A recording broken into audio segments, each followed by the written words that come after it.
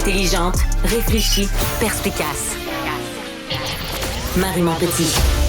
Est-ce que vous vous rappelez de ce qu'on appelait les parlementeries? C'était des sketchs, des épisodes où on pastichait les débats qui ont cours à l'Assemblée nationale. Il y avait entre autres Michel Courchaine, Michel Courtemanche, beau lapsus justement entre une politicienne et un humoriste.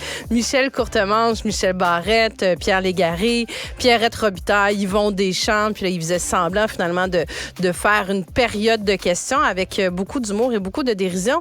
Mais on dirait un peu que c'est ça qui se passe en ce moment du côté politique. Là, vous savez, là, l'élection partielle va être déclenchée aujourd'hui dans la circonscription de Jean Talon. Puis quand on regarde ce qui se passe dans les différents partis autour de cette élection-là, ça a presque l'air de soit les parlementaires, mais c'est pas parce qu'on en rit que c'est drôle. Ceci dit, on aimerait ça que les élus s'élèvent un petit peu au-dessus de la mêlée.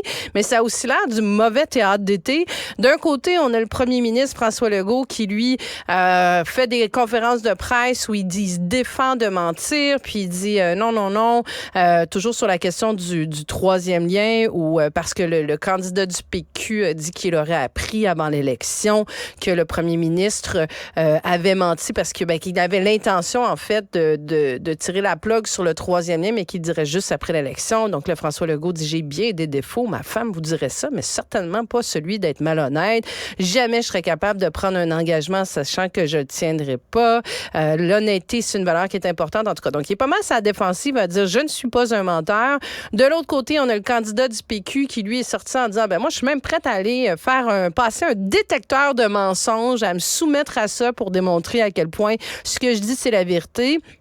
Dans le coin gauche, après ça, on a le Marc Tanguay, le chef du Parti libéral du Québec, qui est en train de se faire backstabber complètement par son caucus parce qu'il y a plusieurs sources qui sont sorties, des députés sous l'anonymat, qui aimeraient bien que le chef du Parti libéral du Québec, par intérim, clarifie si oui ou non il se lancera dans la course à la chefferie, parce que lui, il a dit qu'il fermait pas la porte, mais il attend de savoir quelles seront les règles, là, comment ça va fonctionner la course à la chefferie, selon quel délai, combien la mise de fonds va devoir être mise en place et tout. Mais là, il y a des...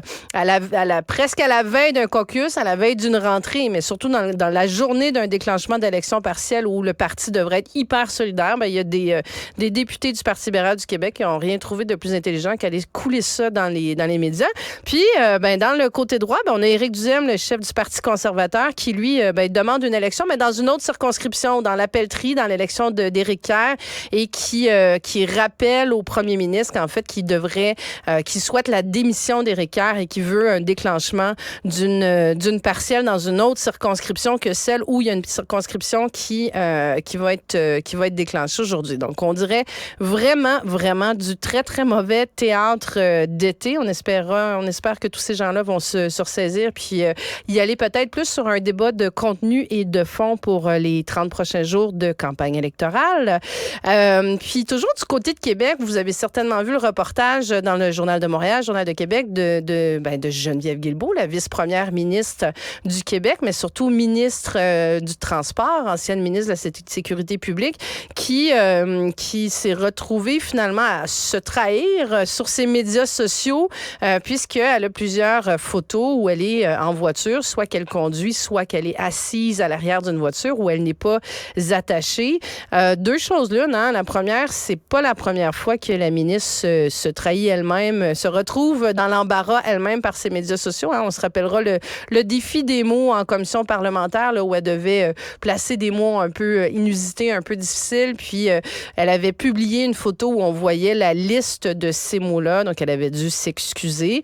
Bon, elle s'est excusée encore en disant qu'elle est très imparfaite, mais ça reste que, comme ministre, elle doit donner l'exemple, surtout que c'est un enjeu, le respect du sport de la sécurité, surtout qu'en plus de ça, le contexte est très particulier, où elle vient tout juste de faire un point de presse la semaine dernière pour lancer sa nouvelle politique de sécurité routière, pour rappeler aux gens de ne pas aller trop vite, pour rappeler aux gens que c'est important d'être prudent sur les routes aussi, que c'est un enjeu de tout ce qui entoure la sécurité routière. Donc, elle a d'autant plus la responsabilité comme ministre d'être au-dessus, de montrer l'exemple, d'être exemplaire et au contraire de pas de pas aller dans le sens contraire, parce que c'est un enjeu par la sécurité. On sait que ce soit un effet de mode ou que ce soit un effet un peu de désengagement, de négligence, ben il y a de plus en plus d'interceptions qui sont faites par la SQ où les gens portent pas leur ceinture pour plein de raisons. Donc là, la ministre, faut qu'elle soit en haut de la parade. Pas convaincue que de simples excuses, ça va être suffisant. Il va peut-être falloir qu'elle remonte la coche d'un petit montant de plus.